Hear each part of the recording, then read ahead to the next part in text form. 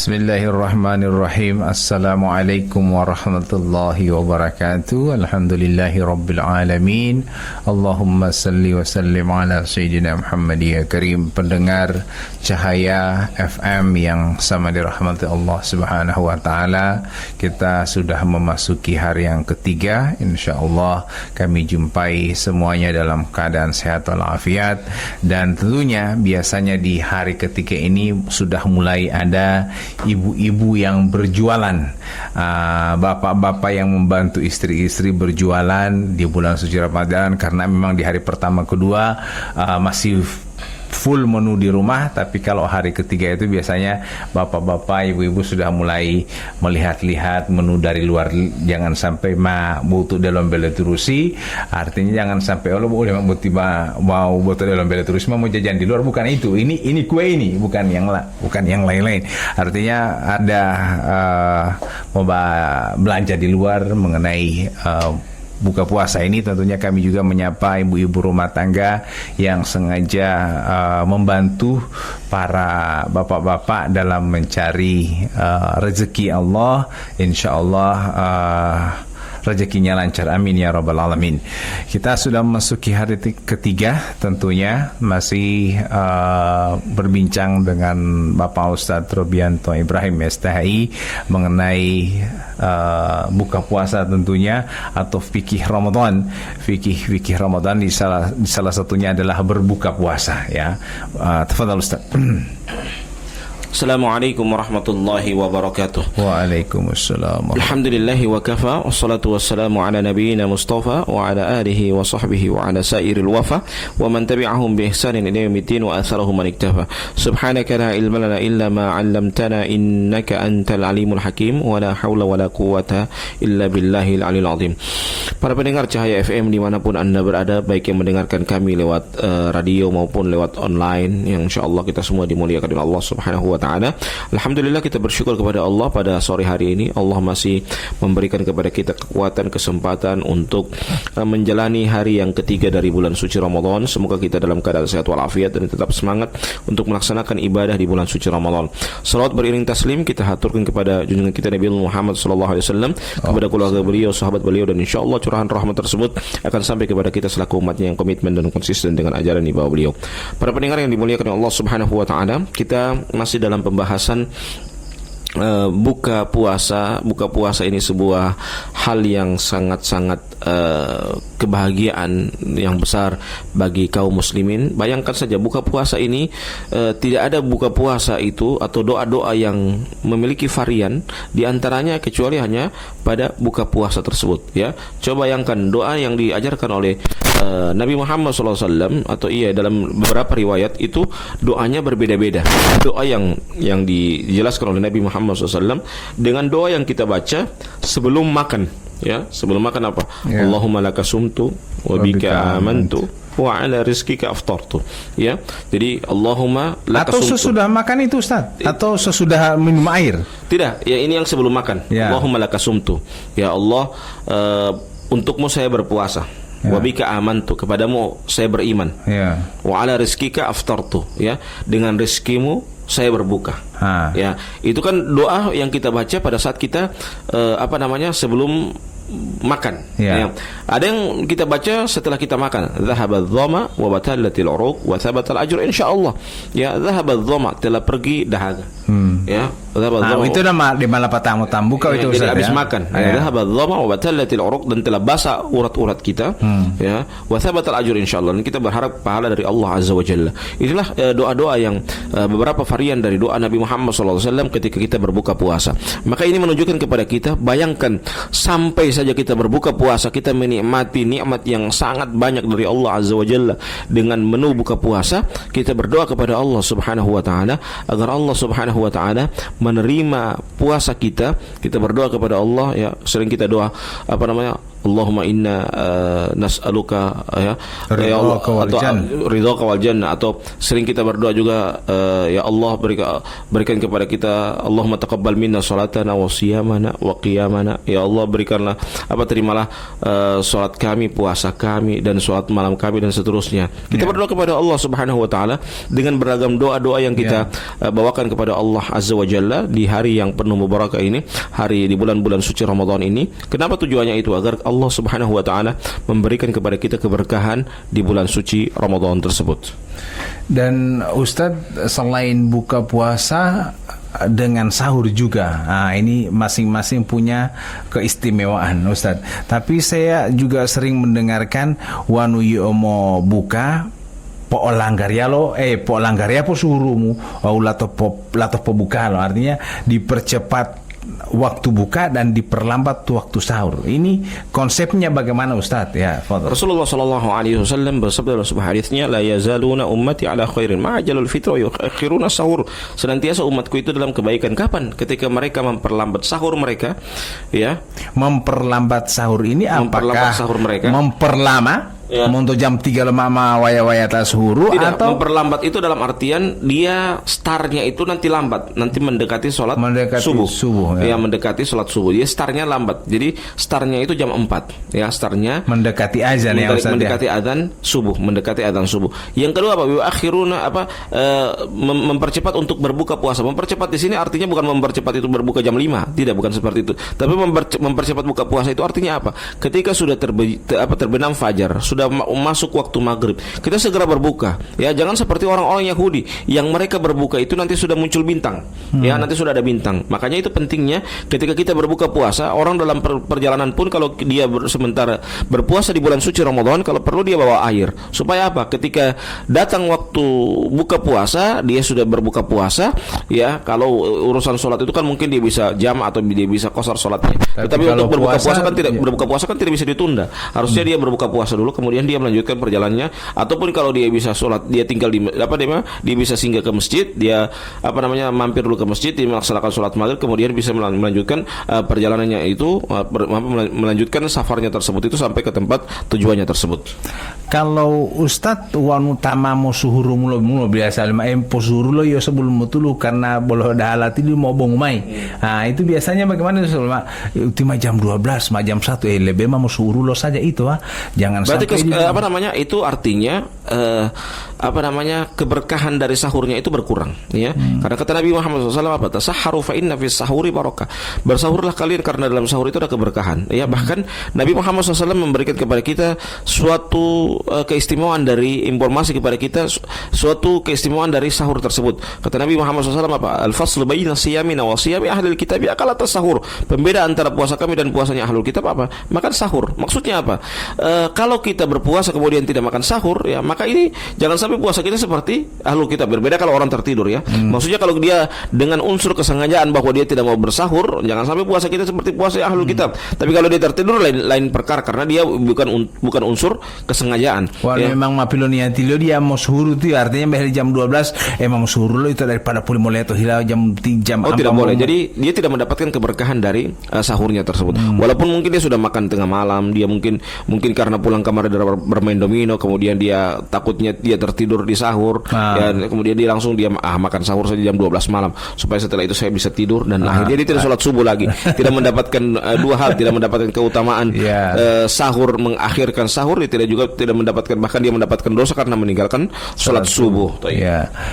Ada juga yang selanjutnya adalah Ustadz mengenai niat puasa. Ini karena sesungguhnya orang yang tidak berniat berarti dia tidak melaksanakan puasa itu Ustaz. Walaupun lombu melati lo puasa tapi jangan niati. Salah satu yang mensyaratkan sahnya puasa adalah niat. Bagaimana itu Ustaz? Iya. Kata Nabi Muhammad SAW dalam sebuah hadisnya, "Man lam yubayyitis siyam fala siyamalah." Barang siapa yang tidak memalamkan niat puasanya, maka tidak ada puasa bagi dia. Maksudnya apa? Kenapa kalau kita mendapatkan di beberapa, bahkan di semua masjid, kalau mereka melaksanakan sholat tarawih, kita mendapatkan apa setelah sholat tarawih atau setelah sholat witir, mereka berdoa, berniat ya, nawaitu sauma gadin moniati ya. Oke. Itu tujuannya apa? Agar kita memalamkan niat kita Ya. Jadi sebenarnya kalau kita melihat oh mungkin ini kenapa ini seperti ini agak aneh. Bukan agak aneh. Itu masuk dalam hadis Nabi Muhammad SAW. Man lam yubayyitis siyam fala siyamalah, barang siapa yang tidak memalamkan niatnya ya untuk berpuasa di bulan suci Ramadan, maka tidak ada puasa bagi dia. Itu maksudnya apa? Maka oleh sebab itu kenapa setiap kali orang setelah melaksanakan sholat isya atau sholat tarawih ataupun sholat witir ada niatnya. Tujuannya itu agar mereka tidak tidak lupa dan puasa mereka sah pada besok hari kalau mereka tertidur. Kalau misalnya kan qadarullah mungkin dia capek ya, sudah capek terkapar ya, akhirnya dia tidak sempat untuk melaksanakan sahur ya. Maka karena dia karena sholat tarawih dan sholat witir itu dia pernah berniat pada malam hari, maka Allah Subhanahu wa taala memberikan keutamaan dengan dia kepadanya untuk dia berpuasa karena apa? Karena dia berniat pada waktu malam hari tersebut. Walaupun dia tidak ucapkan. Misalnya Ustadz, potali pemai nasi goreng upos huru. Berarti sudah niat itu Ustadz? Iya begini ya, kalau melafazkan niat itu kan hukumnya kalau dalam mazhab Syafi'i itu hukumnya adalah sunnah ya, tapi berniat itu hukumnya wajib. Maksudnya apa? Niat itu pekerjaan hati. Kalau dalam bahasa Gorontalo namanya itu hieti. Hieti itu apa? Adalah ketukan dari hati bahwa itu dia sudah punya niat ya. Beda orang kalau berniat niati dengan hieti. Kalau hieti itu memang dari lubuk hati yang paling dalam. Itu hieti namanya. Makanya kalau orang yang berniat itu dia memang benar-benar dia sudah berniat walaupun dia tidak ucapkan. Tapi kalau lebih afdol, kenapa mazhab Syafi'i itu mengatakan itu sunnah? Itu lebih afdol. Afdolnya apa? Dia melafazkan niat ya. Afdolnya melafazkan niat tersebut. Pendengar yang sama dirahmati Allah Subhanahu wa taala, memang niat di masjid itu jangan sampai menjadi bahan permainan ya Ustaz ya. Kadang-kala beto walema anti bilale walema meniati. Oke. Nah, itu jangan sampai bermain akhirnya ditertawa. Nah, ini salah satu kita kembali kepada pelaksanaan puasa karena ini masih awal baru 3 hari. Insya Allah ini akan lebih menjadi referensi kita mengenai tarawih ini Ustaz ya. Tarawih ini kadangkala ada yang cepat, di mana yang cepat di situ banyak makmum. Ini bagaimana Ustaz? Ya. Iya. Salat itu dianggap tarawih ini sebenarnya yang saya mau tanyakan dulu, apakah tarawih ini orang yang sudah tarawih hanya khusus di bulan Ramadan? Iya, kalau tarawih berarti dia khusus di bulan suci Ramadan. Yang kedua, kalau orang yang melaksanakan tarawih, yang dia cari itu apa? Dia cari itu kehusyuan dalam sholat, bukan bukan standarnya adalah standar kecepatan, ya. Jadi bukan standar kecepatan. Jadi enggak uti hamalan. Jangan malah balam bali uti. Jadi kita harus Kita harus memang benar-benar berpuasa itu. Kita melaksanakan sholat tarawih itu, kita mencari pengguguran dosa. Makanya Nabi Muhammad SAW mengatakan dalam sebuah hadisnya apa? Man qama ramadhana imanan wa ihtisaban ghufira lahu ma barang siapa yang berpuasa di bulan suci Ramadan dengan keimanan dan mencari pahala dari Allah Subhanahu wa taala, maka Allah akan ampuni dosanya yang telah lalu. Syaratnya apa? Keimanan dan mencari wajah dari Allah. Keimanan maksudnya apa? Dia rela berdiri lama ya, sepanjang apapun imam yang baca, dia rela berdiri lama. Karena apa? Keimanan yang terpatri dalam dirinya. Yang kedua apa? Ihtisaban, mencari berharap kepada Allah Azza wa Jalla. Itu dua syaratnya, keimanan dan berharap kepada Allah Azza wa Jalla. Kalau dia sudah berharap dengan dua hal ini, dia punya dua modal ini, keimanan dan berharap kepada Allah Azza wa Jalla, siapapun imam yang mengimami dia rela. Dia bisa terima. Karena apa? Imanan dan wahtisaban itu sudah ada pada dirinya.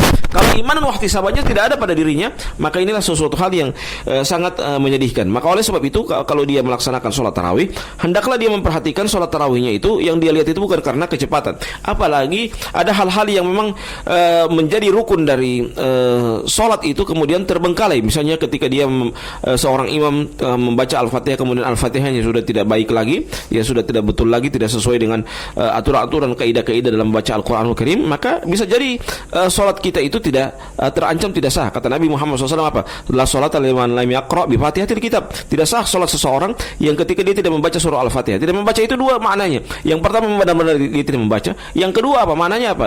Ketika dia membaca Al-Quranul Karim, membaca surah Al-Fatihah, namun tidak sesuai dengan kaidah-kaidah dalam membaca surah Al-Fatihah tersebut. Wallahu a'lam bishawab. Sedikit kita membahas pelaksanaan sholat tarawih. Ada yang melaksanakan sholat tarawih ini 8 rakaat, Ustaz 20 rakaat. Dua-duanya punya dalil yang benar. Tapi kemudian ada yang melaksanakan sholat tarawih 8 rakaat di masjid yang 8 rakaat. Pada saat mau witir, Ustaz, dia lo witiri. Karena dia masih niat mau nyambung sholat tarawihnya di rumah dengan witir sendiri. Ini apakah boleh seperti itu? Atau ada juga yang dia sampai selesaikan, nanti kemudian lagi setelah bangun malam dia lanjut lagi. Apakah itu masih tarawih atau sholatul lail atau sholat tahajud? Tafadhal. Kata Nabi Muhammad SAW dalam sebuah hadisnya, "Man shalla ma'al imam hatta yansarif kutiba lahu sholatul lail." Barang siapa yang sholat bersama imam sampai dengan selesai, maka dia dicatat pahala sholat semalam suntuk. Artinya mencatat semalam suntuk itu berarti sholat semalam, berarti sholat bersama imam sampai dengan selesai. Isya wal imam, tarawih dengan witir selesai, ya. Sholat kalau dia cuma sholat isya tarawih kemudian witir, dia tidak sholat dengan imam, berarti dia tidak mendapatkan pahala sholat semalam suntuk. Ini pelajaran besar buat kita. Ini pentingnya kita beramal itu dengan ilmu. Beramal itu dengan ilmu. Beramal dengan ilmu itu apa? Kalau kita beramal dengan ilmu, dengan hadis Nabi Muhammad SAW, sesuatu hal yang sepele, yang singkat, ya, tapi pahalanya besar. Bayangkan kita sholat bersama imam sampai dengan selesai isya tarawih kemudian witir, tapi pahalanya apa? Sholat semalam suntuk, ya. Sholat semalam suntuk. Sama lo yo mutabia onwa itu. Huida. Huida ya. Ya, jadi itu apa namanya? Itu keistimewaan bagi orang yang melaksanakan sholat tarawih bersama imam sampai dengan selesai. Maka kalau dia ingin menambah, mungkin dia segar, bangun tengah malam dia segar, atau mungkin dia bangun terlalu cepat di di bulan suci Ramadan, dia terlalu cepat, misalnya yang harusnya dia bersahur jam 4 dia bangunnya setengah 3, dan untuk menanti jam 4 itu dia melaksanakan sholat malam, maka itu lebih bagus, tidak apa-apa lagi, ya, karena dia memperbanyak menambah pundi-pundi amalannya untuk dia bawa kepada Allah Azza wa Jalla. Baik pendengar yang sama dirahmati Allah Subhanahu wa taala, salat tarawih yang kita laksanakan seperti hanya Ustaz sampaikan tadi, kita sempurnakan sampai dengan imam selesai, kemudian kita pulang, mungkin tengah malam kita masih ada waktu untuk salat, silakan ya Ustaz ya, dengan niat mungkin tapi tidak witir lagi ya Ustaz ya.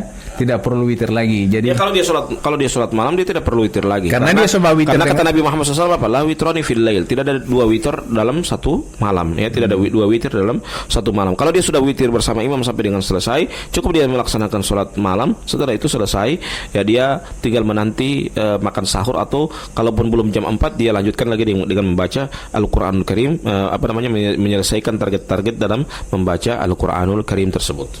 Ada pernah saya di salah satu masjid, ketika selesai sholat isya, dia langsung tarawih, tidak melaksanakan sholat ba'diyah isya atau rawatib ya.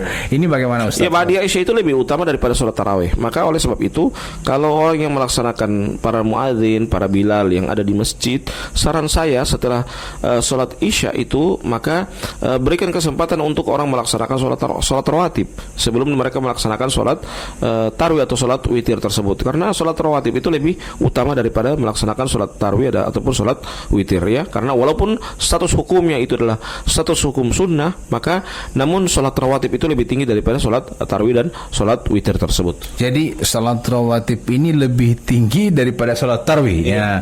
Jadi jamaah lima tali menguli rawatib ini, apalagi di bulan suci Ramadan, yang katanya pelaksanaan sholat sunnah di bulan suci Ramadan itu pahalanya dinilai seperti halnya melaksanakan sholat wajib.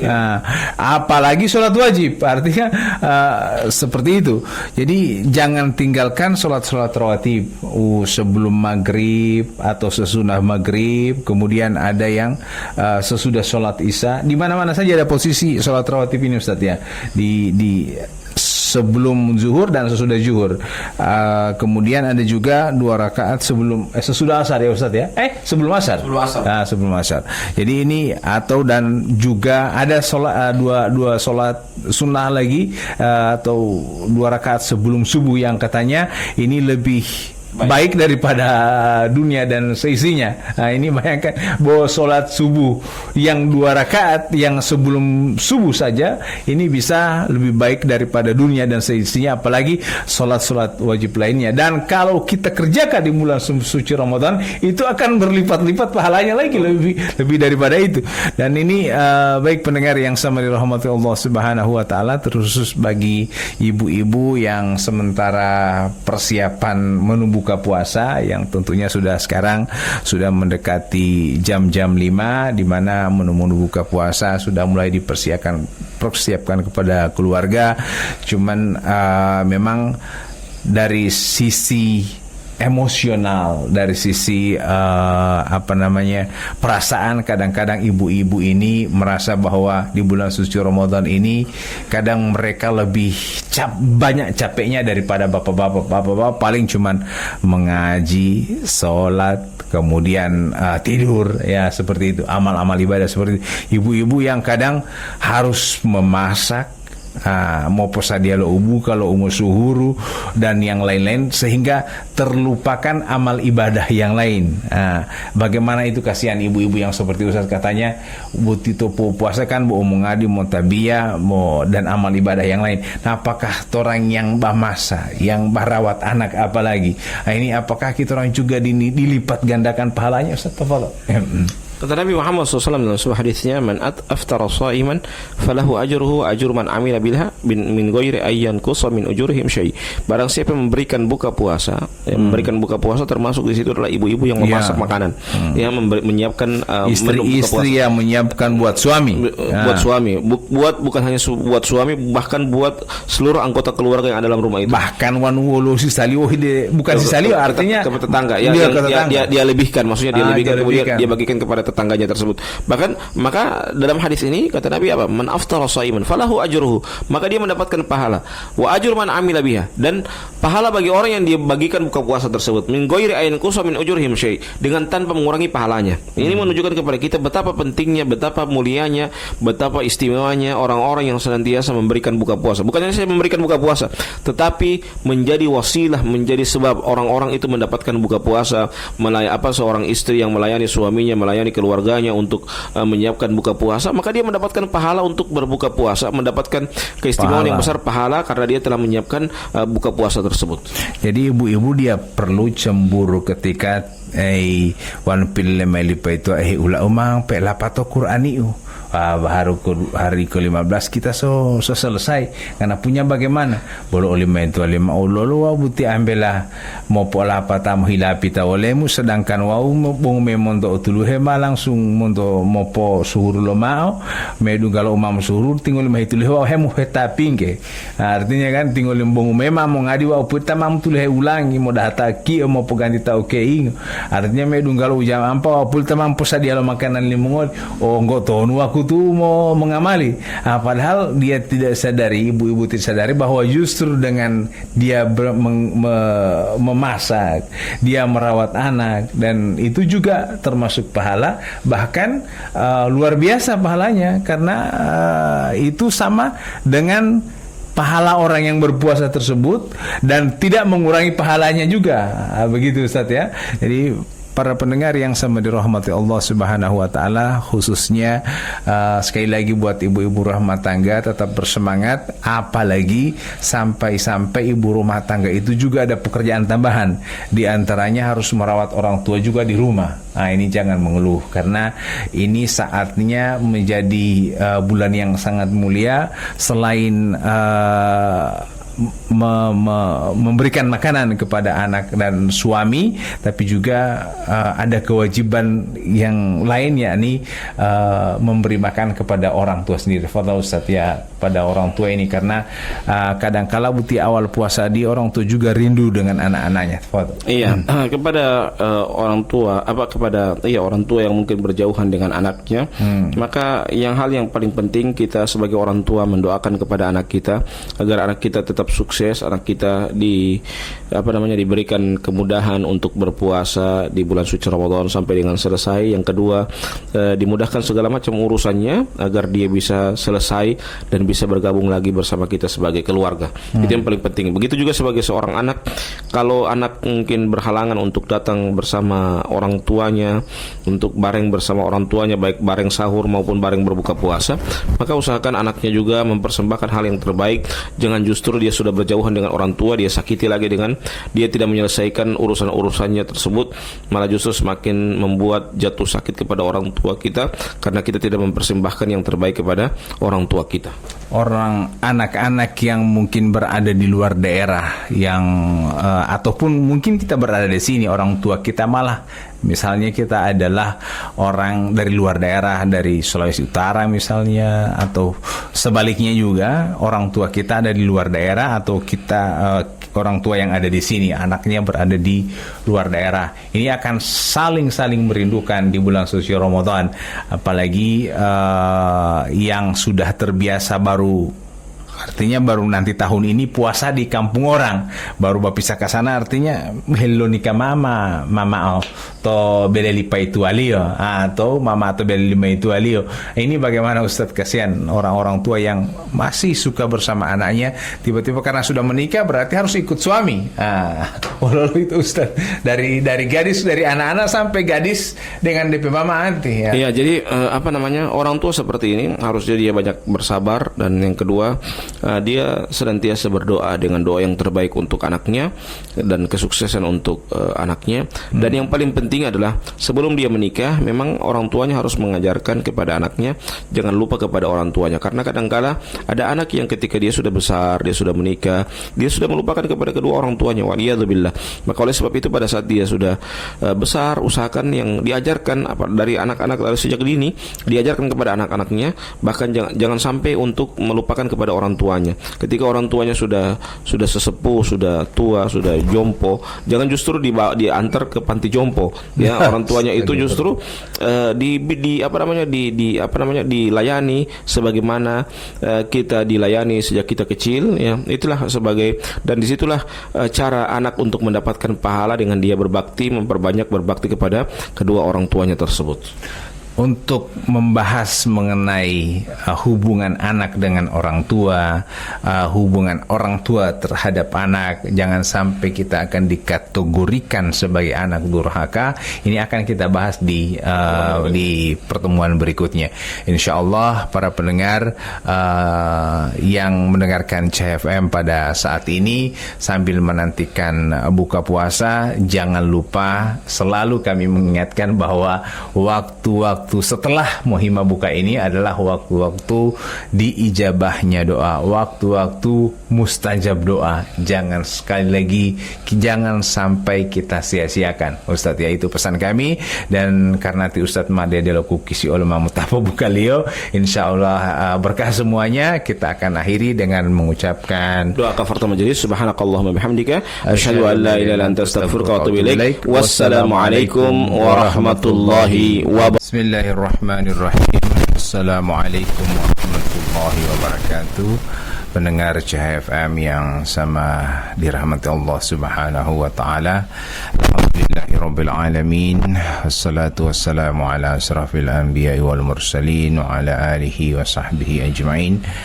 Pada sore hari ini kita berucap syukur kepada Allah Subhanahu wa taala karena Allah masih memberikan keafiatan, kesehatan kita, dan juga kesempatan yang penting iman kita. Karena hari keempat ini Ustadz biasa lu tamam hari atau hari keempat, itu berarti imannya lemah. Bahkan tidak ada iman itu istilahnya. Puasa hati dianjurkan untuk kita laksanakan insyaallah selama 29 atau 30 hari. Baik pendengar CHFM yang sama dirahmati Allah Subhanahu wa taala, kita sudah memasuki hari yang keempat dan semoga Allah Subhanahu wa taala melimpahkan kesehatan dan juga kekuatan kepada kita semua, yang penting juga rezeki. InsyaAllah Allah memudahkan rezeki kepada para pendengar sehingga setiap kesempatan kita bisa gunakan untuk beramal kepada Allah Subhanahu wa taala. Tafadhal Ustaz. Assalamualaikum warahmatullahi wabarakatuh. Alhamdulillahi wa kafa. Wassalatu wassalamu ala nabiyyina Mustafa wa ala alihi wa sahbihi wa ala sairil wafa wa man tabi'ahum bi ihsanin ila yaumiddin wa atharahum man iktafa. Subhanaka la ilma lana illa ma 'allamtana innaka antal alimul hakim wa la haula wa la quwwata illa billahil aliyil azim. Para pendengar Cahaya FM dimanapun Anda berada, baik yang mendengarkan kami lewat radio maupun mendengarkan kami lewat streaming, insyaAllah kita semua dimuliakan dan diberikan kekuatan oleh Allah subhanahu wa ta'ala. Alhamdulillah, kita bersyukur kepada Allah. Pada sore hari ini Allah subhanahu wa ta'ala masih memberikan kepada kita kekuatan, kesempatan untuk bisa menjalani, alhamdulillah, sudah hari yang keempat dari bulan suci Ramadan. Kita beribadah kepada Allah subhanahu wa ta'ala. Kita sebagai hamba Allah Azza wa Jalla yang senantiasa beribadah kepada Allah subhanahu wa ta'ala di bulan suci Ramadan.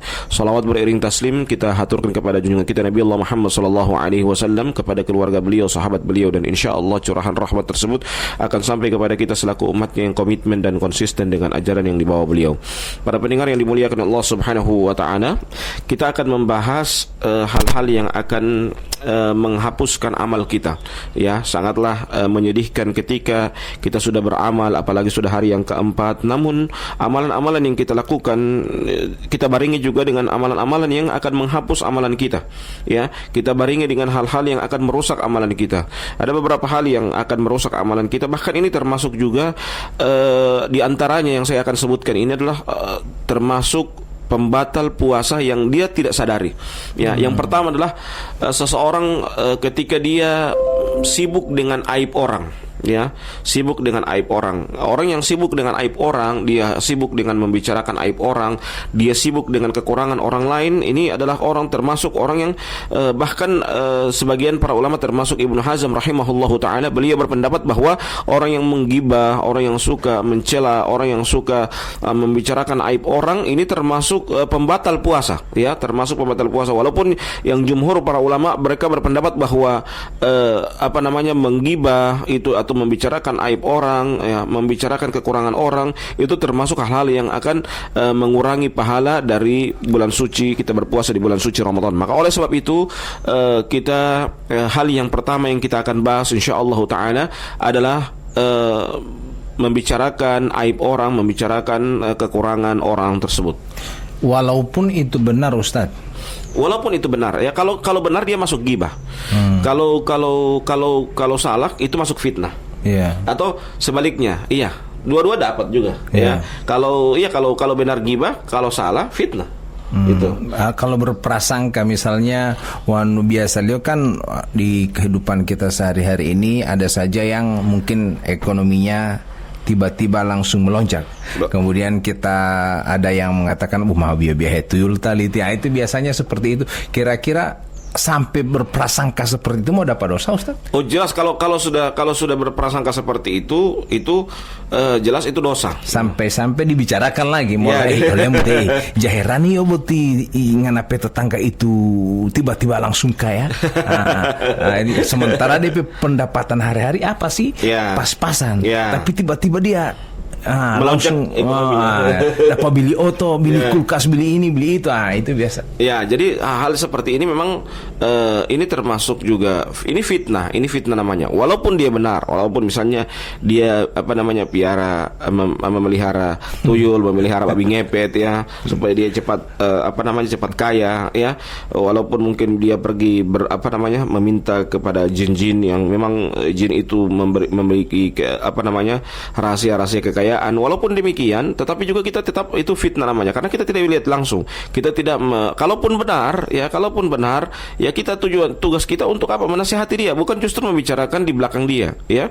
Membicarakan di belakang dia. Sebuah kesalahan itu kita harus sampaikan. Kalaupun dia tidak bisa terima, ya sudah, kita sabar. Yang penting tugas kita apa? Wa ma 'alaina illal balagul mubin. Tugas kita apa? Hanya menyampaikan, memberikan pemberitahuan kepada dia, menyampaikan kepada dia bayanul haq, ya, penjelasan kebenaran kepada dia agar dia kembali ke jalan Allah Azza wa Jalla, agar dia kembali untuk ke tauhid yang benar. Dia tidak meminta kepada jin, tidak meminta kepada selain Allah, tidak meminta kepada babi ngepet, ya, tidak meminta kepada tuyul, ya, tetapi dia benar-benar mencari rezeki, ya, karena apa? Wallahu khairur raziqin. Allah itu sebaik-baik pemberi rezeki. Jadi kalau kita memahami bahwa wallahu khairur raziqin, bahwa Allah itu sebaik-baik pemberi rezeki, maka hendaklah kita benar-benar meminta kepada Allah Azza wa Jalla rezeki-rezeki, ya, ketika kita ingin mendapatkan rezeki tersebut.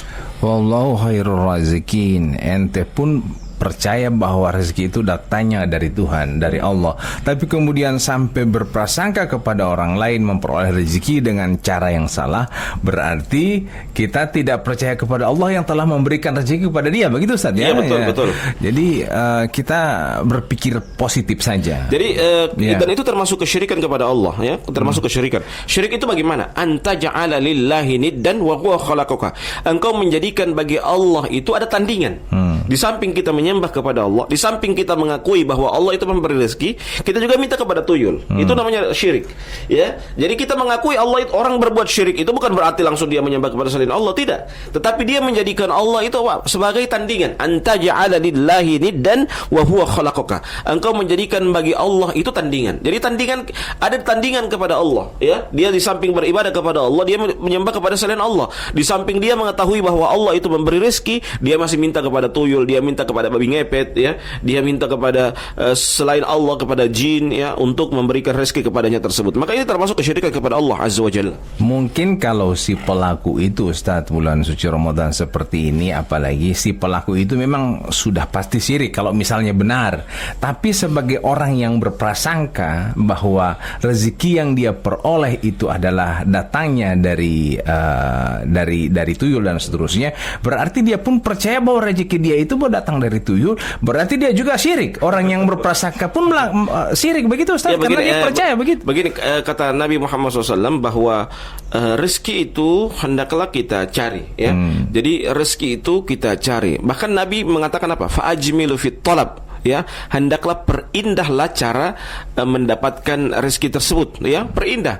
Jadi perindah di sini apa? Perindahnya dengan cara yang benar, cara yang benar, bukan dengan cara kesyirikan seperti itu. Baru yang kedua, kalaupun kita mengakui bahwa ada itu tuyul, babi ngepet, tetap kita harus percaya bahwa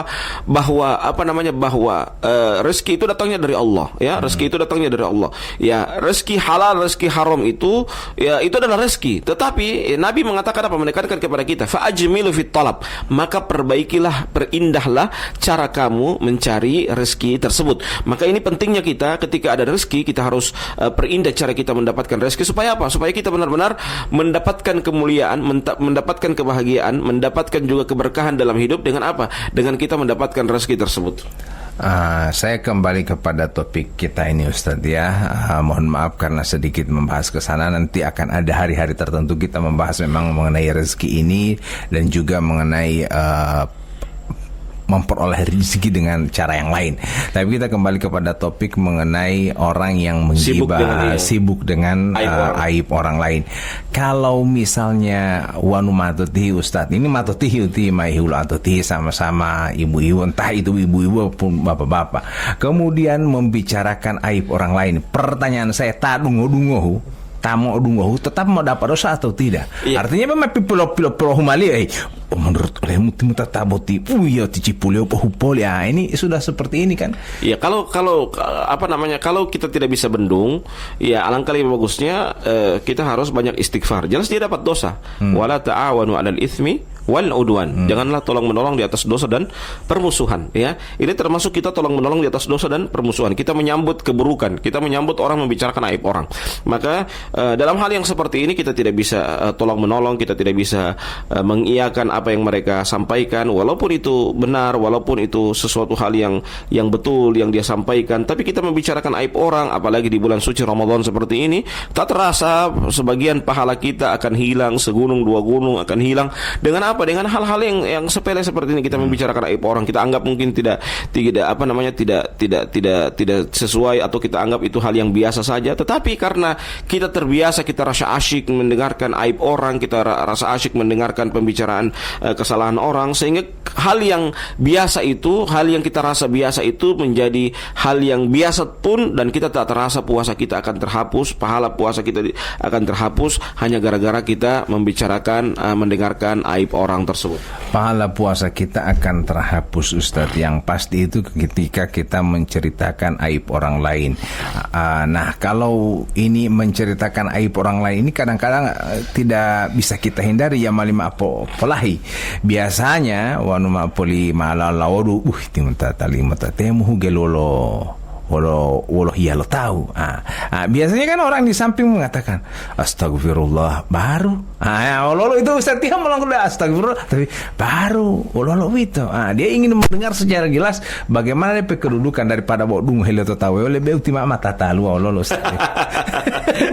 Ya. Jelas kalau seperti itu jelas hal itu hal ingin yang mencari tahu. Hal yang terlarang. Kalau dia sebagai tugas dia sebagai intelijen tidak jadi masalah, karena memang dia tugasnya mengusut kesalahan orang. Tetapi kalau dia tidak punya kepentingan, dia tidak punya punya hajat dalam masalah ini, maka alangkah lebih bagusnya dia mencari hal-hal yang bermanfaat, ya. Karena kata Rasulullah SAW dalam sebuah hadisnya, min husnil islamil mar'i tarkuhu ma la ya'ni. Di antara tanda baiknya Islam seseorang adalah dia meninggalkan hal-hal yang tidak bermanfaat untuk dia. Jadi daripada kita membicarakan aib orang, daripada kita membicarakan sesuatu hal yang tidak bermanfaat untuk kita, alangkah lebih bagusnya kita mendengarkan ini muhimah buka. Kita juga kalau sudah selesai muhimah buka, kita lanjut dengan baca Quran. Kita lanjut juga karena kita setelah muhimah buka ini ada doa-doa, waktu-waktu doa mustajab, ya. Maka kita pergunakan waktu itu dengan sebaik-baiknya. Supaya apa? Supaya tidak ada jeda, supaya tidak ada waktu untuk kita berbuat buruk, tidak ada waktu untuk kita membicarakan aib orang, tidak ada waktu. Karena kadang-kala orang yang sedang membicarakan aib orang, sedang membicarakan keburukan orang, pertama hanya karena dua hal. Yang pertama, dia tidak mampu menyaingi orang itu. Yang kedua apa? Dia tidak mampu mengatur waktunya dengan baik. Sehingga apa? Karena ada waktu yang kosong, ada waktu yang lowong, dia pergunakan untuk membicarakan aib orang yang harusnya dia isi waktu-waktunya tersebut dengan hal yang bermanfaat, hal dia membaca Al-Quran, dia punya target-target khusus dalam menyelesaikan khataman Al-Quranul Karim, dia punya target-target khusus dalam mempelajari agama Islam, mungkin karena di bulan suci Ramadan, karena momennya bulan suci Ramadan, dia mempelajari ajaran Islam dengan baik, maka itu dia punya target-target khusus tersebut. Dengan target-target khusus yang dia pelajari itu, yang dia capai itu, maka insya Allah tidak ada akan waktu itu untuk dia membicarakan aib orang. Tidak ada waktu dia untuk membicarakan kekurangan orang. Dia fokus dengan sibuk dengan aibnya diri sendiri, sibuk bahwa dia belum selesai menghatamkan Al-Quran, dia sibuk belum bisa membaca Al-Quran, dia sibuk belum mengetahui syariat Islam. Dengan hal itu dia sudah tahu, dia sibuk belum tahu mandi wajib. Bayangkan sudah besar dia sibuk, dia tidak tahu mandi wajib. Itu lebih penting dibanding dia membicarakan aib orang. Justru akan mengurangi pahala hari demi hari dari bulan suci Ramadan yang dia sudah berletih-letih, dia rela bangun tengah malam, hilang begitu saja pahala yang dia lakukan hanya karena dia membicarakan aib orang tersebut. Baik, pendengar yang sama dirahmati Allah Subhanahu wa taala, setelah kita menghindar untuk bisa mendengar, tapi kemudian adapun kita kadang tidak bisa menghindar dari mencari tahu. Mencari tahu itu Ustaz, misalnya memilih HP, tiba-tiba di HP itu ada berita tentang kejelekan orang. Lapa tahu saya baca, saya mencari tahu, dong buti malali odi buti keluarga. Apakah itu termasuk dalam mencari tahu, atau artinya dalam kategori membicarakan orang lain, atau cukup itu masuk tajassus. Itu masuk tajassus. Tajassus artinya apa? Mencari-cari kesalahan orang, ya. Itu mencari-cari kesalahan orang bukan untuk dibicarakan kepada orang lain, tapi enggak mau hilawa yang tetap tidak bisa. Tetap tidak bisa. Maksudnya begini, kita mungkin mencari kesalahan orang kalau orang ini memang punya track record mungkin kurang bagus. Tapi kalau misalnya dia punya track record yang bagus, alangkah lebih bagusnya jangan. Itu artinya begini, ketika ada misalnya informasi lewat Misalnya kejaksaan negeri ini menangkap si ini. Baru enggak ada uti bilih loh. Ini bagaimana itu Ustaz? apa namanya? Kalau seperti itu harusnya kita abaikan saja. Kalaupun kita membaca, kita baca sekedar. Setelah itu sudah selesai. Bukan untuk kita jadikan sebagai konsumsi umum, ya. Minimal kita jadikan. Walau tak baca berita. Kalau itu jelas itu kita sudah dapat dosa. Yang harusnya kita jadikan pelajaran. Oh, berarti dia ini ditangkap karena dia korupsi. Oh, kalau begitu saya jangan korupsi. Begitu. Jadi itu minimal kita akan tahu dari situ. Kita mengambil apa namanya, sebagaimana kata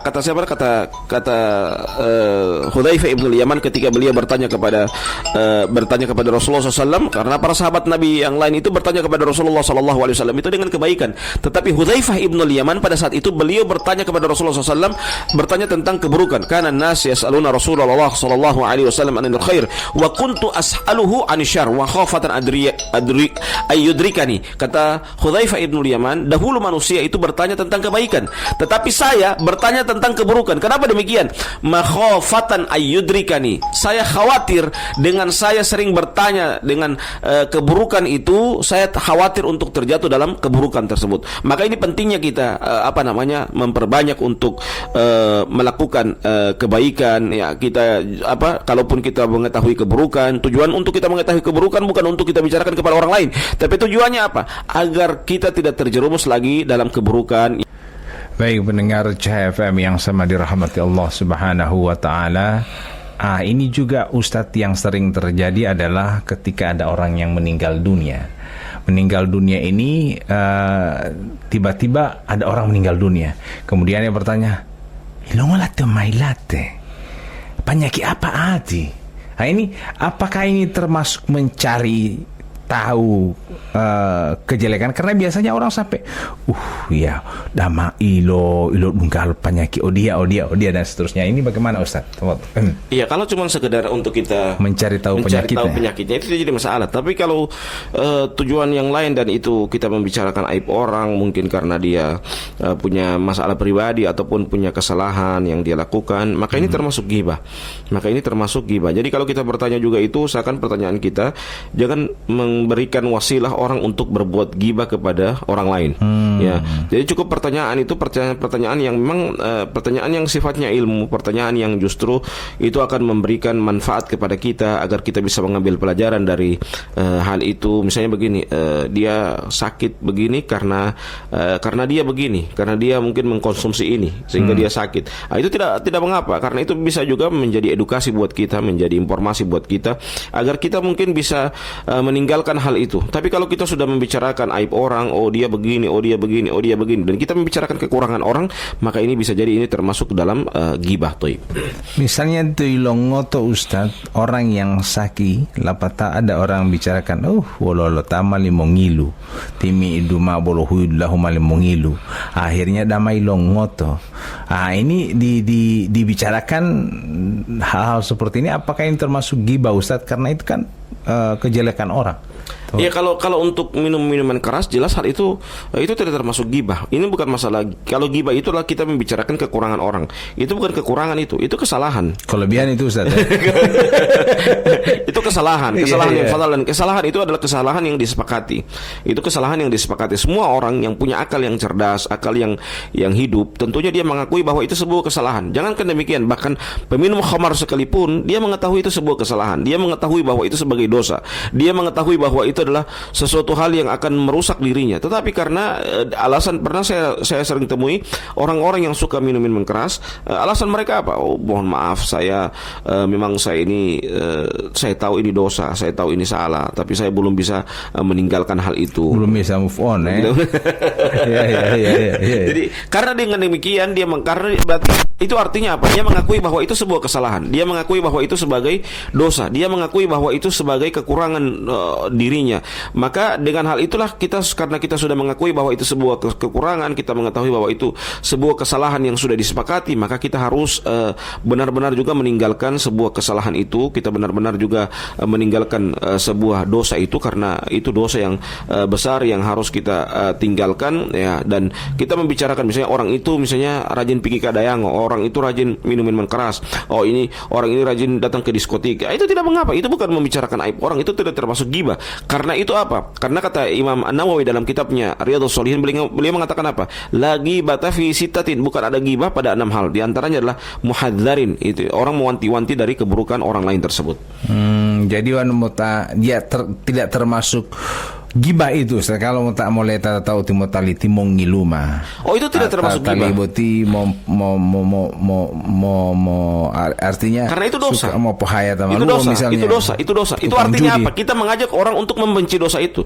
Jangan sampai kalau kita tidak mengatakan orang itu tamong ngiluma, orang itu akan cinta dengan orang peminum ya. Orang akan cinta dengan minuman keras ya. Jadi kita harus juga memberikan kebencian kepada, kita memberikan kebencian bukan kebencian kepada orangnya. Kita memberikan kebencian atas perilaku bahwa minuman keras itu, dia memberikan kebencian kepada apa? Kepada minumannya, bukan kepada orangnya ya, kepada orangnya. Jadi kita dengan kita memberikan nasihat kepadanya, kita memberitahu kepada dia bahwa itu sebuah kesalahan.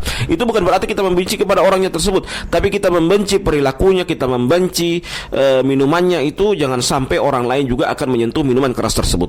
Baik, kita fokus kembali kepada membicarakan ataupun menggibahi orang lain, karena ini akan menghapus pahala puasa kita. Jadi ketika kita melihat kejelekan orang lain, kemudian kita ceritakan kepada orang lain, misalnya ilonto ngau maitio, odia dan seterusnya, yang muhugel woloh ya tahu ini, apakah ini juga keburukan? Ini kan juga sama dengan minuman keras. Itu termasuk keburukan. Itu termasuk keburukan. Tapi kemudian kita ceritakan kepada orang lain, itu mau dapat dosa itu atau tidak?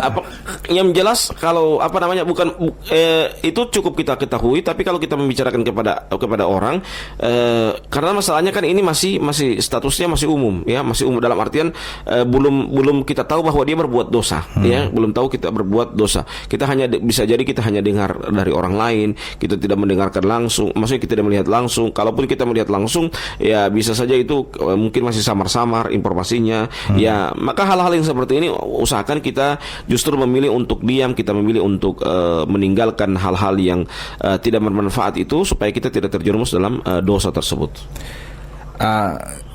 Yang Ustadz masuk yang kejelekan yang tidak bisa dibicarakan itu yang bagaimana? Kalau misalnya kan wanu tamo ngeluma tidak apa-apa kita orang bicarakan, wanu tamo topua tidak apa-apa kita orang bicarakan. Nah, kejelekan orang yang tidak bisa dibicarakan itu yang bagaimana? Begini, yang kita bicarakan itu adalah perilakunya.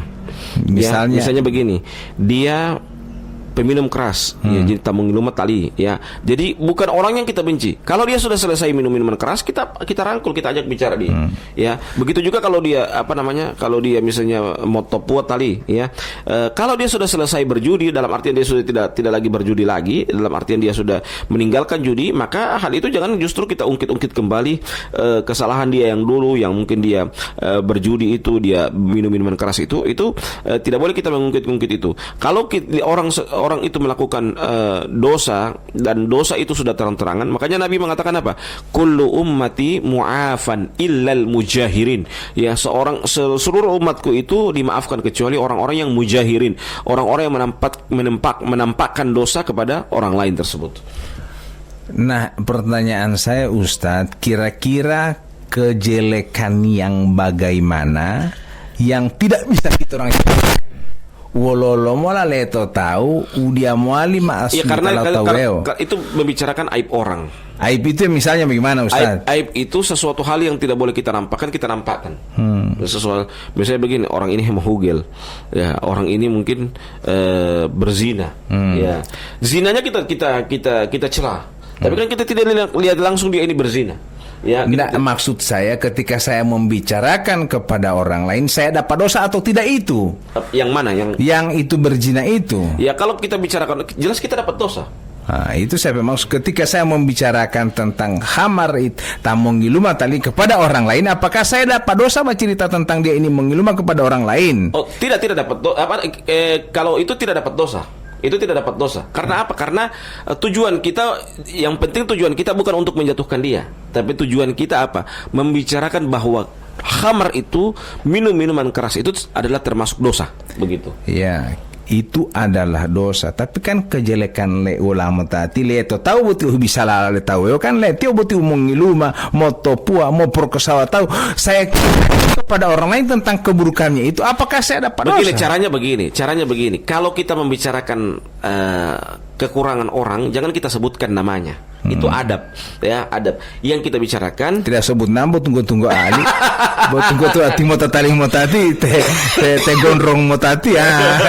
Berarti yang menanggulali tapi tunggu amat ya. Jadi, apa namanya yang kita bicarakan itu adalah perbuatannya. Makanya kita alangkah lebih bagusnya kalau kita membahas sebuah keburukan, jangan kita bahas orangnya, tapi kita bahas adalah perilakunya. Kita bahas adalah itu perbuatan yang tercela, supaya orang mengetahui bahwa yang kita bahas itu bukanlah keburukan, bukan orangnya, ya, bukan personalnya, tapi yang kita bahas itu adalah keburukan yang dia lakukan, ya, kesalahan yang dia lakukan, dan kesalahan itu adalah kesalahan yang disepakati. Semua kita menyepakati bahwa itu misalnya khamar itu adalah dosa, minuman keras itu dosa. Kita sudah sepakati bahwa berjudi itu dosa. Ya, itu yang sering yang apa namanya yang kita bicarakan. Artinya dia Ustaz, ya, boleh saya katakan kita orang meriwayatkan kesalahan orang lain untuk tidak diulangi oleh generasi selanjutnya. Atau juga dijadikan pelajaran. Ya, madelo butia. Kan ada kisah-kisah para sahabat dulu, atau kisah-kisah yang memang pada orang-orang yang suka bermaksiat tempo dulu, kemudian pada saat ceramah kita ceritakan itu untuk menjadi ibrah atau bagaimana itu Ustaz? Ada juga begini. Mungkin kalau kisah-kisah dahulu kan ibrahnya tidak terlalu ke kesehatan. Kalau di zaman sekarang mungkin coba lihat itu, ente lihat itu orang minum minuman keras, dia mati mendadak karena jantung. Ya, ente lihat dia karena minum minuman keras, dia kena liver. Ya. Siapa itu? Kan ente lihat dia itu. Siapa itu? Berarti sudah pertama kata siapa itu? Karena saya tidak sebutkan nama, karena minuman keras dia dapat liver. Karena minuman keras dia dapat penyakit jantung. Kan begitu pelajaran. Mahal mau bisa lo tangot kan? Misalnya pasti fokus dia pada orang tertentu gitu. Tidak, maksudnya kita arahkan orang bukan membicarakan personalnya. Kita membahasnya dampak dari dosa itu. Dampak dari dosa itu coba lihat, ada penyakit dapat jantung, mati mendadak, ya. Dampak dari dosa itu apa? Mati mendadak karena umum gitu mama. Sampai itu berarti sudah menjalankan itu Ustaz. Tidak, itu kan pelajaran agar orang juga tidak ikut minuman keras, dan agar orang juga yang masih hidup, ya, yang masih hidup itu dia pelajari, jangan sampai saya seperti ini tiba-tiba mati mendadak, kasihan saya punya keluarga, saya punya istri dan anak akan terlantar hanya gara-gara saya sering mengkonsumsi minuman keras, ya, kemudian saya mati mendadak atau saya kena penyakit liver itu. Jadi mu'alim mewassilita BTU yang jelek-jelek kepada orang lain untuk menjadi ibrah atau menjadi pelajaran buat kita. Berarti mu'alim mau silita de tawewo itu Ustaz walaupun itulah kejelekan untuk menjadi pelajaran. Tapi ya mau ela Allah biasanya mau ela leto laliti. Tapi kalau misalnya orang itu yang sudah meninggal dunia, dapatkah kita menceritakan mengiluma misalnya lalu ada toko kubur mengiluma tali itu tinggal darah sama itu bagaimana Ustaz? Jadi kalau kita kita membicarakan aib orang, membicarakan kesalahan orang, makanya apalagi kalau orang yang kita lewati seperti itu, yang kita doakan itu jangan kita ingat keburukannya, tapi kita doakan semoga Allah memberikan hidayah kepadanya, memberikan petunjuk kepadanya, dalam artian diampuni segala dosa-dosanya, ya, diampuni segala kekurangannya, diampuni segala kesalahannya. Itu tujuannya, dan juga diterima seluruh amal ibadahnya. Itu tujuannya. Itu kenapa kita harus mendoakan kebaikan kepada orang tersebut. Memang itu dia membicarakan kejelekan orang lain ada positif dan negatifnya Ustadz. Dan kita perlu mewaspadai. Jangan sampai justru yang kita bicarakan ini akan menyebabkan pahala puasa kita hilang. Makanya dutuala atau umopiohu tonu butia umuali kita bicarakan. Itu yang saya ingin bertanya lebih dalam lagi kepada Ustaz. Jangan sampai yang kita anggap itu bukan dosa ternyata dosa. Betul. Itu yang saya takut. Jangan sampai pandang enteng bahwa ternyata itu sebenarnya dosa itu musilita. Itu yang saya khawatirkan itu Ustaz. Itu yang saya bilang tadi juga, jangan sampai itu termasuk dosa yang tidak disadari. Kita menganggap itu sebuah pahala padahal itu adalah sebagai dosa. Dan kita akhiri dulu Ustaz karena kita sudah masuk waktu mustajab doa. Kita harus fokus dengan memperbanyak doa di menghadapi buka puasa. Kita akhiri dengan bacakan doa kafaratul majelis. Subhanakallahumma bihamdika asyhadu an la ilaha illa anta astaghfiruka wa atubu ilaik. Wassalamualaikum warahmatullahi wabarakatuh. Bismillahirrahmanirrahim. Assalamualaikum warahmatullahi wabarakatuh. Pendengar Cahaya FM yang berbahagia, alhamdulillahirabbil alamin, wassalatu wassalamu ala asrafil anbiya'i wal mursalin wa ala alihi wa sahbihi ajmain. Pendengar Cahaya FM PN Tapo Himelu Motal nanti apotala di hari yang keempat bulan suci Ramadan ini. Hari yang kelima ini hari Ustaz ya? Hari kelima ya? Kelima ya? Iya, insyaAllah alhamdulillah kita sudah di hari yang kelima. Dan tepatnya kita sudah di hari Senin.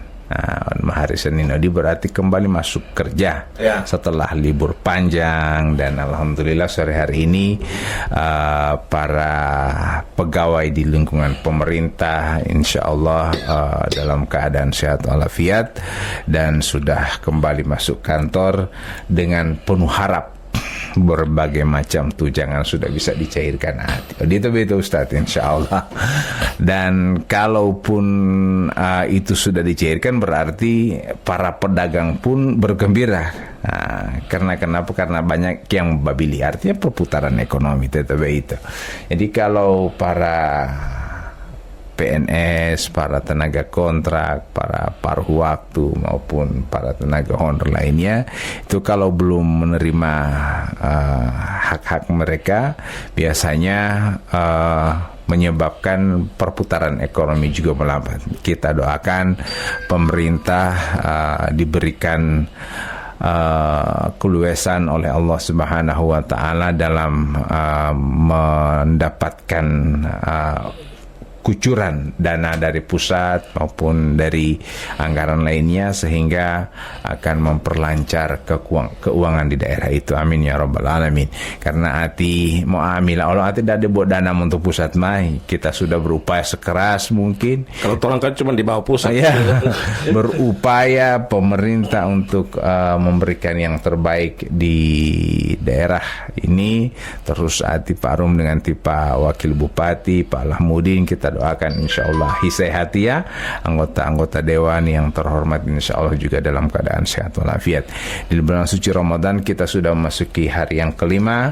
Kita pun mendoakan para pedagang yang sudah mulai berdagang ya, karena tidak sedikit juga yang sudah mulai ramai di pusat-pusat penjualan kuliner. Baik Ustadz, kita akan melanjutkan pembahasan kita mengenai hal-hal yang akan menghapus seluruh amalan kita.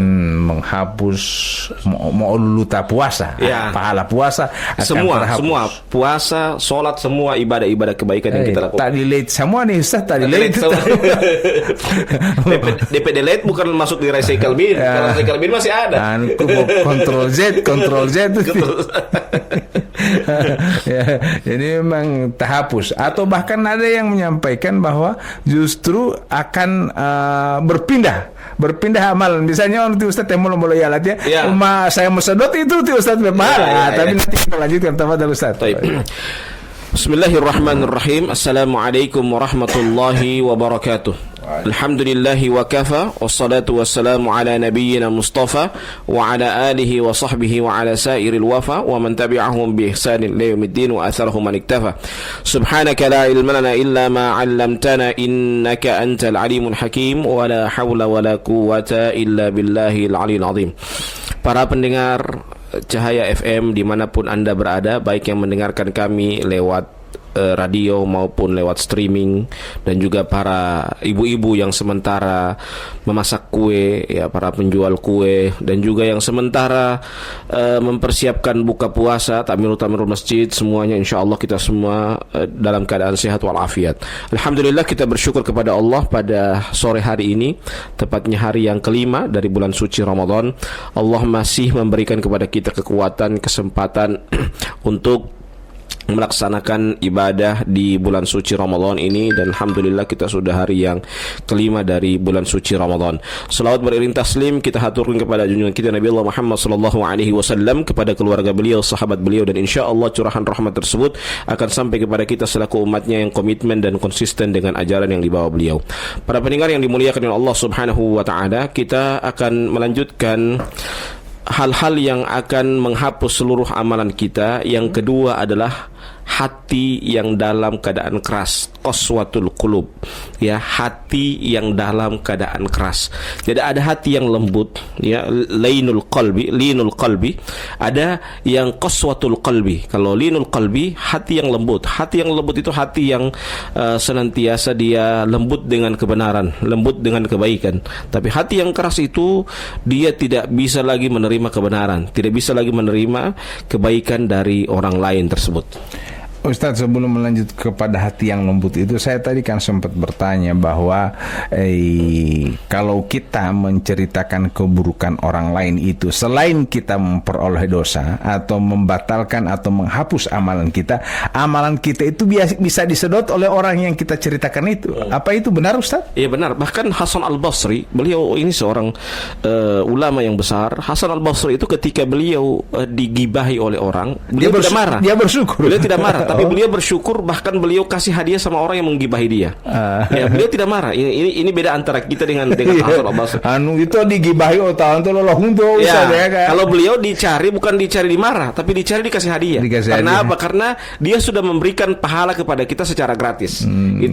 Itu kenapa Hasan Al-Basri mengatakan lebih baik saya berikan hadiah saya tidak seberapa dibanding pahala yang dia berikan sama saya. Makanya Hasan Al-Basri itu beliau sangat senang untuk digibahi, karena ketika beliau digibahi, beliau justru akan memberikan hadiah kepada orang yang menggibahi dia. Iya. Jadi dia bersyukur kalau digibahi, ya. Jadi kalau ulama sekarang, ataupun tidak usahlah bicara ulama, tapi kita saja ketika digibahi oleh orang lain, itu bukan kita cari kasih hadiah, tapi kita kasih hadiah dengan yang lain.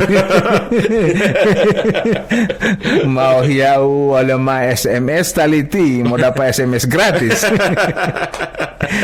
Baik, kita kembali ke yang tadi Ustadz mengenai hati yang lembut, hati yang lembut atau hati yang keras. Tapi untuk membedakan yang lembut dan yang keras ini bagaimana, Ustadz? Hati yang lembut ini maksudnya kadang orang butuh orang yang juga keras, karena kelembutan biasanya justru mapoti dehelio, kadang-kala seperti itu. Bagaimana itu, Ustaz? Iya, hati yang keras atau hati yang lembut ini bukan identik dia lembut atau kerasnya, tidak. Atau bukan pemarah ketika dia keras bahwa dia pemarah, muingo. Iya, bukan merah atau tegas, bukan itu maksudnya. Tetapi hati yang keras atau hati yang lembut itu adalah kalau hati yang lembut itu hati yang mudah untuk menerima nasihat. Itu hati yang lembut, mudah menerima kebaikan. Ketika ada kebaikan datang kepada dia langsung terima. Entah itu dari mana? Dari mana? Entah itu dari mungkin DP anak. Ya, pernah kan saya cerita kemarin bahwa ada seorang tahun-tahun yang lalu seorang sahabat Nabi Muhammad SAW, Abu Hurairah. Beliau diajarkan oleh syaitan itu ayat kursi. Ya, beliau diajarkan oleh syaitan ayat kursi. Ini menunjukkan kepada kita kenapa Abu Hurairah itu menerima. Karena bukan karena Abu Hurairah itu menolak nasihat, bukan karena Abu Hurairah itu mempercayai kepada syaitan, tidak. Tetapi Abu Hurairah itu melihat kebenaran apa yang dia sampaikan. Jadi sekalipun kebenaran itu yang disampaikan, walaupun dari orang yang kita benci, walaupun dari ini, bayangkan ini syaitan mengajarkan ayat kursi kepada Abu Hurairah. Syaitan kita tahu bersama, kita sepakati bersama bahwa dia adalah makhluk yang terlaknat dari Allah, ya, makhluk yang dibenci oleh Allah Subhanahu wa taala. Walaupun demikian, Abu Hurairah menerima nasihat dari syaitan itu, diajarkan ayat kursi kepadanya, ya, diajarkan ayat kursi kepadanya. Dan ketika ditanyakan kepada Nabi Muhammad SAW, dia mengatakan apa? Shadaqaka wa huwa kadzub.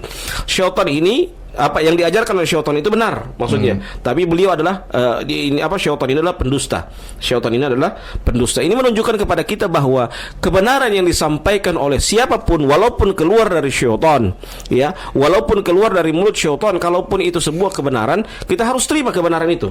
Jangan justru kita menolak karena kita menolak kebenaran yang disampaikan, tidak. Tetapi kita tetap harus terima karena kebenaran yang disampaikan oleh saudara kita tersebut. Maka itulah yang dinamakan dengan hati yang lembut. Hati yang lembut itu apa? Hati yang senantiasa tunduk dengan kebenaran yang disampaikan kepadanya. Ketika hati kita dalam keadaan lembut, berarti kita akan tunduk dengan kebenaran. Kita akan tunduk dengan kebaikan. Apa-apa kebaikan yang disodorkan kepada kita, kita sami'na wa ata'na, bukan sami'na wa asaina. Baik. Ya, jadi wanu nasihati Allah tahu hawa berarti nasihati lu hama usut dia ma pikirannya itu hawa atau dilewet. Betul, iya. Jadi yang kita lihat itu apa yang dia ucapkan itu, apa yang dia sampaikan. Kalau dia sampaikan itu sesuatu hal yang benar, sesuatu hal yang baik, kita harus terima, ya. Kita harus terima kebaikan kepadanya. Ini jangankan orang mabuk. Ini yang terjadi ini adalah syaitan. Kita tahu syaitan bersama itu a'udzubillahi minasyaitonir rajim, ya. Kita dari syaitan yang terkutuk. Sudah terkutuk lagi, diterima nasihatnya karena syaitan ini mengajarkan ayat kursi kepada Abu Hurairah radhiyallahu taala anhu. Ini menjelaskan kepada kita walaupun dari makhluk yang terkutuk seperti syaitan, apapun yang dia sampaikan sekalipun itu adalah sebuah kebenaran, maka kita harus terima. Kecuali itu sebuah kesalahan, dan kesalahannya itu disepakati adalah kesalahan yang menyesatkan umat, menyesatkan semua manusia, maka tentunya kita tidak bisa menerima apa yang dia sampaikan tersebut. Jadi wanu lo tahu artinya orang yang mabuk yang menasihati kita orang, yang DP baik itu yang orang tangkap. Openu misalnya tihu nya poti tihu ande olau ya poti uti mali odi sama di mungkin seperti itu dia yang kita terima DP benar itu. Iya. Jadi wanu boma balas, kalau saya balas ke sana dia mahepon nasihati olau ya penasihati mula batangamu nasihati mula batangamu. Itu kalau orang seperti itu bagaikan lilin. Lilin itu menerangi orang lain, tapi dirinya terbakar, dirinya hancur. Jadi kita tetap ambil walaupun lilin punya sikap begitu, punya karakter begitu, bukan berarti kita tolak, kita buang itu lilin, tidak. Tetapi lilin itu sangat bermanfaat buat kita. Walaupun lilin itu akan menghancurkan dirinya sendiri. Walaupun mungkin kita tahu bersama ketika dia menerangi kita, lambat laun itu lilin itu akan habis karena menghancurkan dirinya sendiri. Itulah orang yang menyampaikan dia sebagai seorang pemabuk, dia melarang kita untuk mabuk-mabukan sementara dalam keadaan mabuk, ya. Itulah perumpamaan dia seperti lilin tersebut. Baik, jadi kita harus berhati lembut, jangan kasar terhadap orang, jangan sampai menyakiti hati orang lain. Kita lembut di sini berarti kita menerima nasihat dari berbagai macam sisi. Jangan kita merasa bahwa kita sudah, artinya wah butia ta lebih senior, wah utia gurumu, wah ubutia NTPKK. Kenapa ente atau anak ini NTP om datang kemari dengan berbagai macam nasihat, behli olangawi. Makanya kenapa coba lihat ya, ujian yang terjadi para nabi itu kepada para nabi itu bukanlah orang yang jauh dari para nabi alaihi wassalatu wassalam, tetapi ujian yang datang kepada mereka itu adalah ujian yang datang dari keluarga mereka. Coba lihat Rasulullah sallallahu alaihi wasallam, ujian beliau ya bukan orang di luar, tapi ujian beliau yang pertama kali apa? Adalah para paman beliau. Abu Lahab, Abu Jahal, itu paman beliau. Ujian dari Nabi Ibrahim alaihissalam itu siapa? Ujian dari Nabi Ibrahim adalah ayahnya. Ujian Nabi Nuh siapa? Ujian Nabi Nuh alaihissalam dan Nabi Lut alaihissalam itu siapa? Itu adalah istri dan anaknya, orang yang terdekat. Kadangkala keluarga yang terdekat itu kadangkala akan menolak nasihat yang kita sampaikan. Karena apa? Karena mereka mungkin merasa terdekat dengan kita, sehingga kebenaran yang kita sampaikan kadangkala ditolak, walaupun kebenaran itu yang kita sampaikan benar-benar benar. Ya, cuman kadangkala orang kalau namanya keluarga, dia tidak mau menerima kebenaran dari keluarganya. Dia rela untuk menerima kebenaran dari orang lain. Sementara keluarganya yang sudah menyampaikan dari dulu telah menyampaikan kebenaran itu, dia tolak. Dia hanya bisa mengambil kebenaran itu yang disampaikan oleh orang lain tersebut.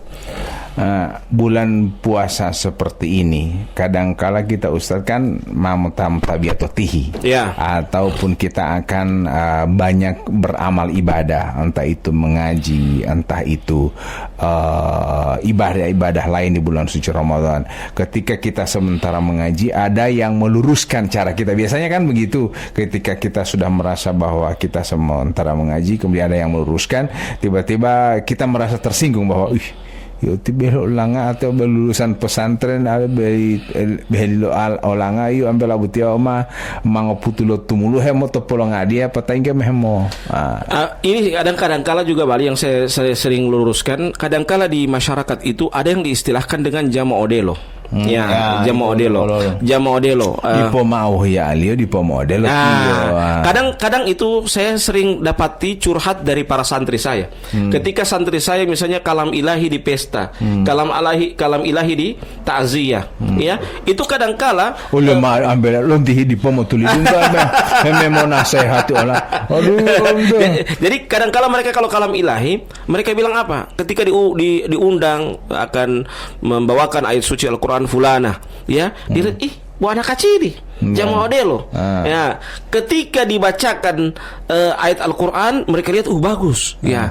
Tapi apa orang bilang di belakang mereka bilang jama odelo karena masih jeje ingo, masih kakek ingo, ya. Ini kan maksudnya apa? Ini saya sering bilang apa? Mau bandingkan mana orang tua yang mau odelo tapi bacaannya rusak dibanding anak-anak yang masih kecil tapi bacaannya bagus, pilih yang mana? Jelas anak-anak yang bacaannya bagus, ya. Karena apa? Sedangkan seseorang yang dijadikan sebagai imam saja, syarat utama itu apa? Syarat utamanya adalah orang yang aqra'uhum bi kitabillah, orang yang paling bagus bacaan Al-Qur'annya. Itu syarat dari imam, bukan orang tua. Kecuali kalau dia orang tua kemudian bacaannya juga bagus, tidak apa-apa. Tetapi kalau dia orang tua kemudian bacaannya rusak, mendingan anak-anak yang baru kemudian bacaannya bagus. Ya, itulah kadang-kala demikian. Sering saya mendapatkan curhatan dari para santri saya ketika mereka kalam ilahi, sering dikritisi. Bukan dikritisi karena saya tanya dikritisi karena apa? Orang bilang Ustadz jama odelo, ya. Berarti yang bilang itu belum lembut DP hati. Nah, di situ DP. Karena berarti kalau tidak lembut DP hati begitu berarti dia menolak kebenaran datang dari anak kecil. Anak kecil. Dia tidak mau belajar.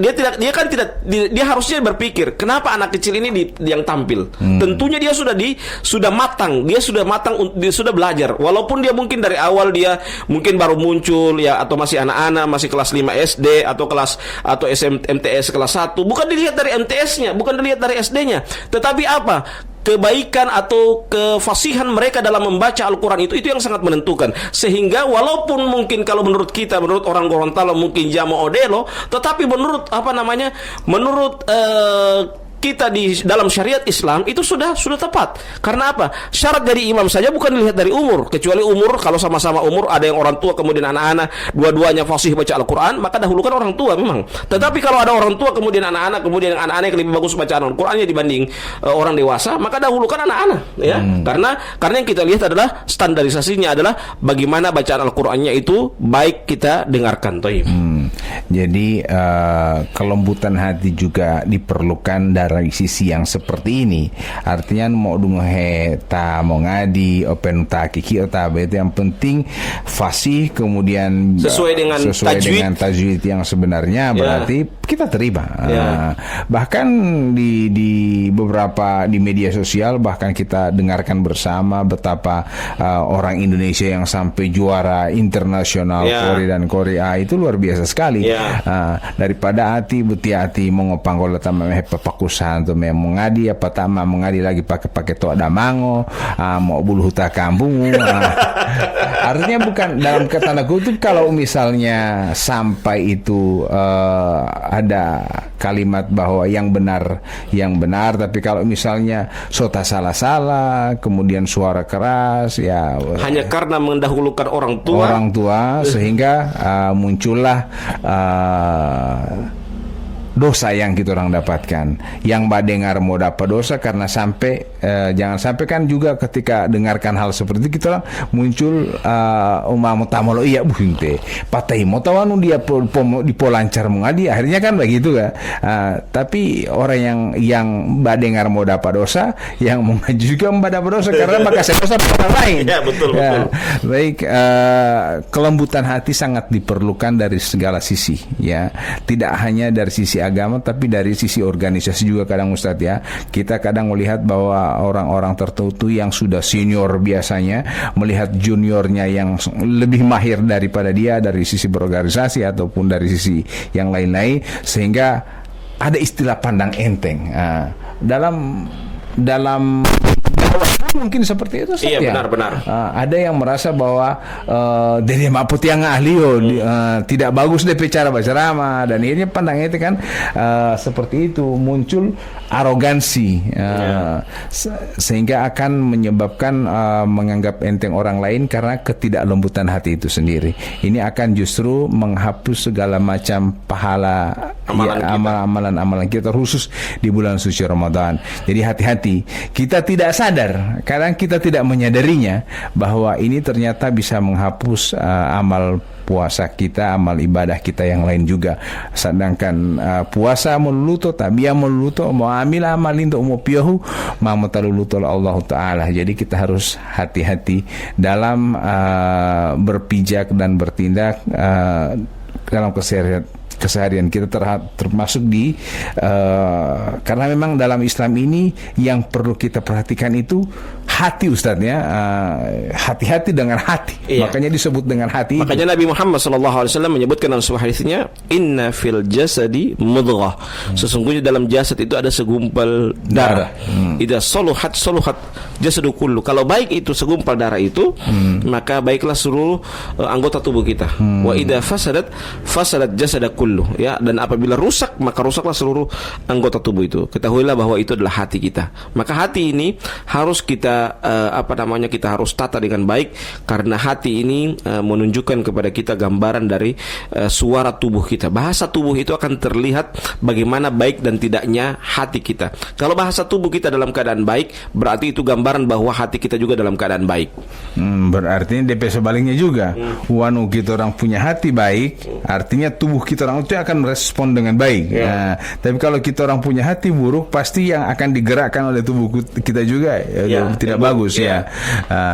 Jadi itu adalah kedua hal yang akan menghapus pahala ibadah kita. Yang pertama adalah kita menggibahi orang lain, kata-kata yang justru menyakiti orang lain. Kemudian hati yang tidak lembut, yang kasar ini justru mengurangi pahala ibadah kita. Fadhal Ustaz, yang lain Ustaz. Nabi Muhammad SAW menyebutkan dalam sebuah hadisnya bahwa di antara hal yang perlu kita perhatikan pada saat kita melaksanakan menjaga hati kita ini, Nabi pernah menggambarkan kepada kita, innal abda, sesungguhnya seorang hamba itu, idza adznaba dzanban, apabila dia berdosa, nukitat fihi nuktatan sauda, maka dia akan ditorehkan kepadanya satu titik hitam. Ya, satu titik hitam itu maksudnya bagaimana? Ketika dia berdosa, dia diberikan titik hitam terus sampai hatinya itu hitam pekat. La ya'rifu ma'rufan wa la yankiru munkaran illa ma usyribaha min hawa. Dia tidak mengetahui yang baik itu baik, dia tidak mengetahui yang munkar itu munkar. Akhirnya apa? Yang terjadi adalah amar munkar dan nahi ma'ruf, ya, bukan amar ma'ruf nahi munkar, tetapi amar munkar dan nahi ma'ruf. Ya, karena apa? Karena hatinya dalam keadaan bermasalah. La ya'rifu ma'rufan wa la yankiru munkaran illa ma usyribaha min hawa. Dia tidak mengetahui yang baik itu baik dan tidak mengingkari yang munkar itu munkar, kecuali apa? Apa yang datang dari hawa nafsunya, apa yang sesuai dengan hawa nafsunya dia terima. Apa yang tidak sesuai dengan hawa nafsunya itu dia tolak, ya. Makanya karena demikian sehingga hati itu dalam keadaan hitam pekat, sehingga dia terjadilah ron. Ron itu apa? Hati itu yang menjadi pekat, yang penuh dengan dosa. Kemudian kata Nabi Muhammad SAW menyebutkan apa? Kalkuzi muzakhiyah, seperti gelas yang terbalik. Gelas yang terbalik itu bagaimana? Tidak bisa lagi dituangkan air, karena dia sudah gelas yang terbalik. Begitulah posisi hati kita. Kalau posisi hati kita dalam keadaan buruk, dalam keadaan hitam pekat, dalam keadaan kita banyak dosa dan maksiat, maka ketika hati itu ditorehkan kepada kita, diberikan kepada kita kebaikan, baik itu hati yang dalam artian diberikan nasihat-nasihat kepadanya, dia akan tolak. Karena apa? Karena sudah dipenuhi dengan dosa dan maksiat di dalam hatinya, sehingga kebenaran tidak terlihat lagi padanya kebenaran, keburukan dia menganggap itu sebuah kebaikan karena hatinya dalam keadaan hitam. Dalam hal kelembutan hati ini Ustadz, ya, saya mau tanya, apakah dengki termasuk daripada hati yang tidak baik Ustadz, ya? Iya, kalau orang dengki, orang hasad itu jelas itu adalah tanda hatinya dalam keadaan bermasalah, hatinya dalam keadaan sakit, ya. Karena apa? Orang dengki itu pertama dia tidak mampu bersaing dengan bagus. Karena dia tidak mampu bersaing dengan bagus, dia mencari jalan pintas untuk menjatuhkan saudaranya itu apa? Dengan dia memfitnah. Jadi dengki itu akan melahirkan fitnah, melahirkan gibah, melahirkan namimah, mengadu domba. Itu karena apa? Karena orang yang dengki, karena orang hasad kepada saudaranya itu. Maka hati-hati kita dengan hasad ini, karena orang hasad itu, orang dengki itu, dia akan senantiasa mencari-cari kesalahan orang. Dia tajasus. Jadi hasad ini, dengki ini, makanya Nabi mengatakan apa? Iyyakum wal hasada fa innal hasada ya'kulul hasanat kama ta'kulun narul hataba. Sesungguhnya berhati-hatilah kalian dengan dengki ini, karena dengki itu akan memakan kebaikan sebagaimana api memakan kayu bakar. Betapa cepatnya api itu memakan kayu bakar. Begitulah orang yang hasad. Orang yang hasad itu yang awalnya mungkin melihat pandangan kita, dengan pandangan kita adalah pandangan kebaikan, dia melihat kebenaran apa yang kita sampaikan, tapi karena dengan hasad yang dia miliki, dengki yang dia miliki, menyebabkan orang itu sudah tidak lagi menerima kebenaran yang kita sampaikan, tidak melihat lagi kebaikan yang kita miliki, bahkan dia menafikan seluruh kebaikan yang kita miliki. Karena apa? Karena dia melihat dengan kacamata hasadnya tersebut. Jadi hati-hati dengan dengki, apalagi dalam bulan suci Ramadan seperti ini Ustaz. Ada hal saja, apalagi sekarang kan sudah mulai orang yang jualan kue, pasti ada kecemburuan di antara timota betang atau tepo ambu atau watiadila, munculkan pemikiran-pemikiran, hati mulai dimasuki oleh syaitan. Iya uti ulah mujamala timota tamal, mungkin te pakai uti dan seterusnya. Akhirnya muncullah perasaan dengki ini, kecemburuan sosial yang menyebabkan berbagai macam hal yang tidak diinginkan. Utatamanya persaudaraan sudah akan buyar cuman gara-gara hati yang mungkin kotor. Kedengkian itu mungkin yang tatiti hede dulu bisa lawa Ustadz karena hati ini, ya. Jadi hati-hati dengan hati, makanya disebut dengan hati-hati itu. Hati-hati dengan hati karena akan menyebabkan sakit hati. Apalagi mau lewat hati-hati di mana angkuti Ustadz, nah itu lebih parah lagi model. Kita akhiri Ustadz ya dengan membacakan doa kafaratul majelis. Subhanakallah bihamdika asyhadu an la ilaha illa anta astaghfiruka wa atubu ilaik. Wassalamualaikum warahmatullahi wabarakatuh.